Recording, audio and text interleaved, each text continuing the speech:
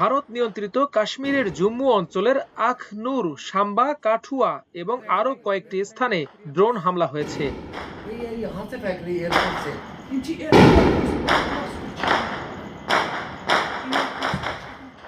বার্তা সংস্থা এএফপি ও টাইমস অফ ইন্ডিয়া জানিয়েছে, পাকিস্তান জম্মুতে লয়টারিং মিউনিশন দিয়ে ড্রোন হামলা চালাচ্ছে।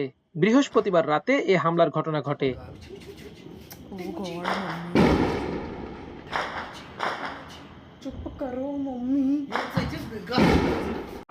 লয়টারিং মিউনিশন বলতে সাধারণত এক ধরনের ড্রোন বোঝায় যার সঙ্গে ওয়ারহেড যুক্ত থাকে এবং এটি সরাসরি লক্ষ্যবস্তুতে আঘাত হানতে পারে। এ ধরনের ড্রোনকে কামিকাজে ড্রোনও বলা হয়। সংবাদ সংস্থাটি আরও জানিয়েছে, ভারতীয় বিমান প্রতিরক্ষা ব্যবস্থাও পাল্টা গুলি চালাচ্ছে। জম্মু শহরের গুজ্জুর নগর সেতুর কাছে থাকা এক প্রত্যক্ষদর্শী বিবিসিকে বলেছেন, তিনি জম্মু বিমানবন্দরের কাছে 16টি বস্তু পড়ে রয়েছে বলে গণনা করেছেন।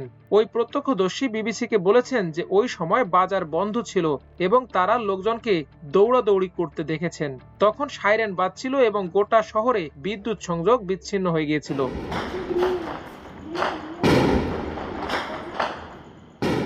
এ হামলার ফলে এখন পর্যন্ত কোনো প্রাণহানি বা ক্ষয়ক্ষতির বিস্তারিত তথ্য পাওয়া যায়নি। তবে নিরাপত্তা বাহিনী এলাকায় তৎপরতা জোরদার করেছে এবং ঘটনার তদন্ত চলছে।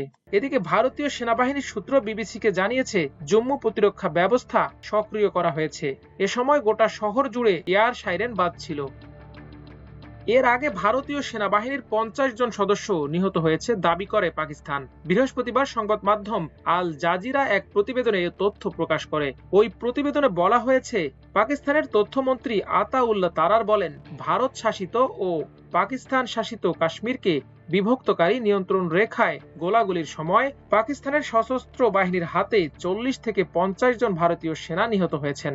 দেশটির পার্লামেন্টে আইন প্রণেতাদের উদ্দেশ্যে দেয়া ভাষণে তিনি এ দাবি করেন।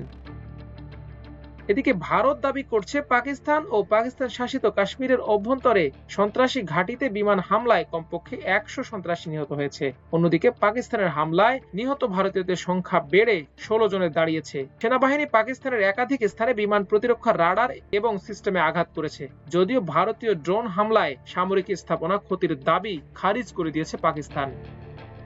এর আগে হামলা পাল্টা হামলার মধ্যে এবার ইসরায়েলের তৈরি 25টি ভারতীয় ড্রোন ভূপাতিত করা হয়েছে বলে দাবি করে পাকিস্তান। অত্যাধুনিক অস্ত্রে সজ্জিত দিল্লির এতগুলো ড্রোন হারানোর ঘটনাকে বড় বিপর্যয় হিসেবে দেখা হচ্ছে। দেশটির আইএসপিআর জানায়, পাকিস্তানের সশস্ত্র বাহিনী তাদের সফট কিল এবং হার্ড কিল দক্ষতা সম্পূর্ণরূপে ব্যবহার করে ভারত কর্তৃক পাঠানো 25টি ইসরায়েলের তৈরি হার্প ড্রোন গুলি করে নামিয়েছে। বিবৃতিতে আরো বলা হয়, 6 মে পাকিস্তানের পাল্টা বিমান হামলায় ভারতের 5টি অত্যাধুনিক যুদ্ধ বিমান, একাধিক ড্রোন ধ্বংস এবং সেনা হতাহতের ঘটনায় ভারত ভীত ও শঙ্কিত হয়ে সব ড্রোন হামলার আশ্রয় নেয়। মাল্টিমিডিয়া ডেস্ক, আমার দেশ।